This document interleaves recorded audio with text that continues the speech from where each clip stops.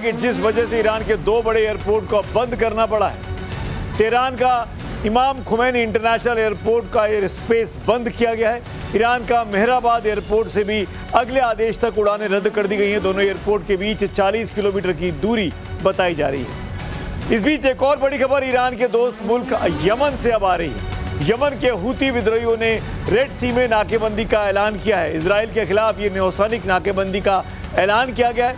Iran समर्थित Houthi समूह ने कहा है कि वो इजराइल से जुड़े समुद्री यातायात को अब निशाना बनाएगा। सुनिए जरा। ईरान और इजराइल के बीच चल रही इस बमबारी में बड़े नुकसान की खबरें भी आ रही हैं। इस वक्त ओमान से एक बड़ी खबर आई है। ओमान के तट पर एक समुद्री जहाज में आग लगी है। जिस जहाज में आग लगी वो मेरिविक्स नाम का एक तेल टैंकर है और उसमें सवार चालक दल के सभी सदस्य भारतीय बताए गए हैं। इंडियन शिपिंग मिनिस्ट्री के मुताबिक सवार सभी 24 भारतीय नाविक सुरक्षित हैं। जहाज में सवार लोगों का रेस्क्यू हेलीकॉप्टर की मदद से किया गया है। आग की वजह क्या रही ये अभी स्पष्ट नहीं किया गया। मिसाइल से हमला हुआ या कोई और वजह, अब तक इस बात की पुष्टि नहीं हो पाई है। लेकिन अच्छी खबर ये कि 24 भारतीय नाविक सुरक्षित हैं।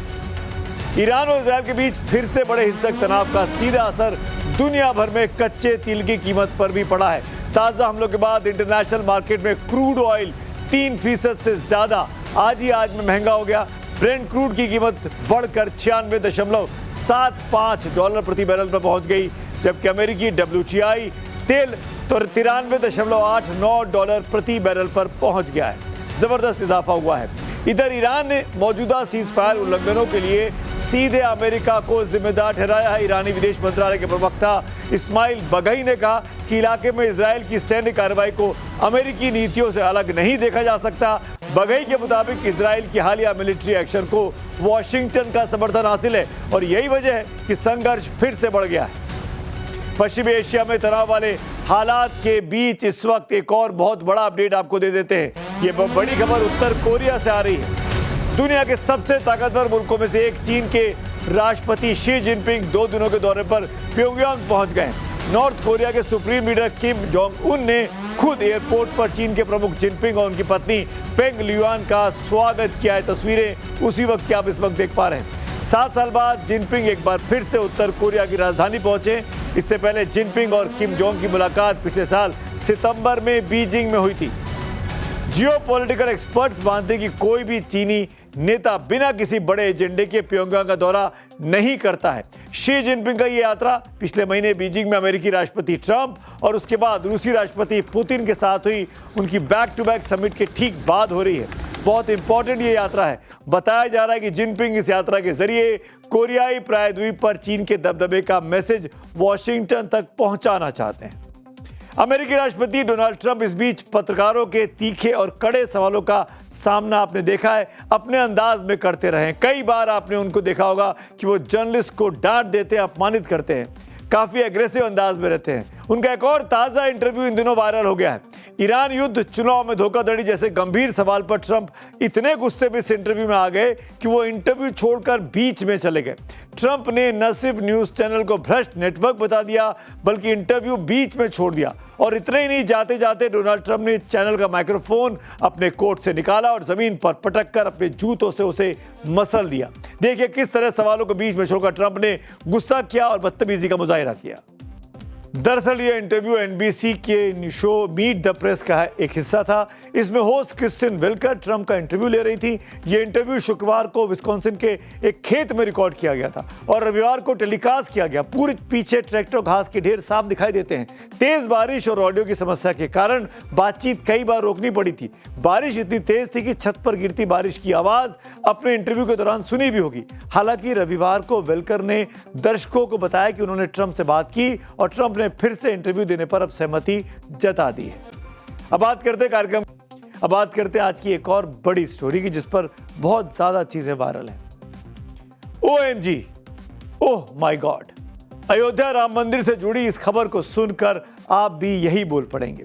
खबर ही कुछ ऐसी है। राम मंदिर, करोड़ों श्रद्धालु और करोड़ों के चढ़ावे में सेंधमारी के आरोप। 7 करोड़ से अधिक के चढ़ावे की चोरी पर सवाल उठे हैं।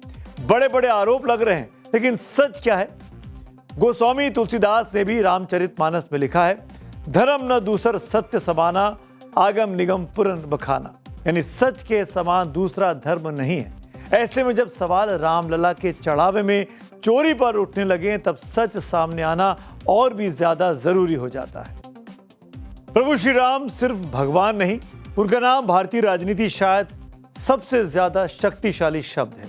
एक ऐसा नाम जिसने सरकारें बनवाई, सरकारें गिराई, आंदोलन खड़े किए और करोड़ों लोगों की भावनाओं को एक सूत्र में बांधा। लेकिन आज उसी राम के धाम में चढ़ावे के पैसों में सेंधमारी के आरोप लग रहे हैं, वो भी 7 करोड़ की चोरी के आरोप लगाने वाले कौन है? समाजवादी पार्टी के अध्यक्ष अखिलेश यादव और अयोध्या से आने वाले समाजवादी पार्टी के नेता और अखिलेश सरकार में मंत्री रहे पवन पांडे। सबसे पहले अखिलेश यादव ने चंदा चोरी पर क्या आरोप लगाए, उस अखिलेश यादव ने सोशल मीडिया प्लेटफॉर्म एक्स पर पोस्ट कर लिखा, राम मंदिर के चढ़ावे की करोड़ों रुपए की रकम गायब है और यह मंदिर ट्रस्ट के लिए अत्यंत शर्मनाक स्थिति है। अखिलेश का यह भी कहना है कि कोई भी सफाई देने के लिए सामने नहीं आना चाहता और इसके साथ ही उन्होंने न्यायालय से स्वतः संज्ञान लेने की मांग की। अखिलेश यादव के पोस्ट के बाद राम मंदिर ट्रस्ट के महासचिव चंपत राय ने बयान जारी किया, दावा किया कि इंटरनल ऑडिट चल रहा है। अब तक ऑडिट में इस तरह की कोई उल्लेखनीय बात सामने नहीं आई है। उल्लेखनीय शब्द पर तवज्जो दीजिएगा। श्री राम जन्मभूमि तीर्थ क्षेत्र अपने भिन्न भिन्न कार्यों का ऑडिट समय समय पर करता रहता है। हुंडी काउंटिंग कमरे का ऑडिट भी होता है। हुंडी काउंटिंग कमरे का ऑडिट राम जन्मभूमि तीर्थ क्षेत्र के न्यासीगण, कार्यकर्ता और स्टेट बैंक के कर्मचारी मिलकर करते हैं। ये कार्य कई दिनों तक चलता है। यही कार्य आजकल हो रहा है। कोई भी उल्लेखनीय बात किसी के भी ध्यान में अभी तक नहीं आई है।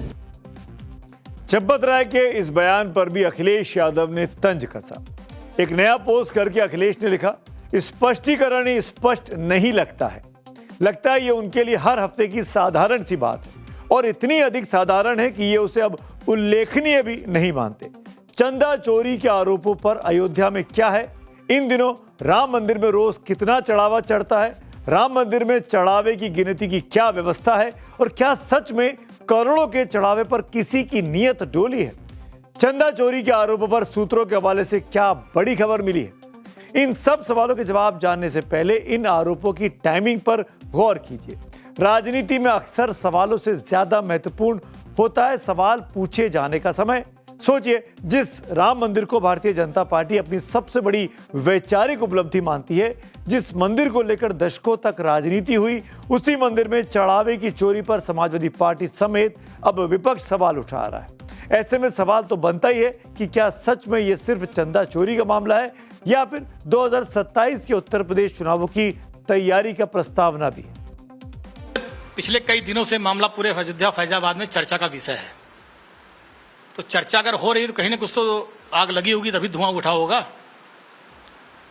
और अगर हेरा फेरी नहीं हुई है तो जो अयोध्या के आधुनिक शंकराचार्य हैं चंपत राय जी, 4-5 दिनों से बातें चल रही हैं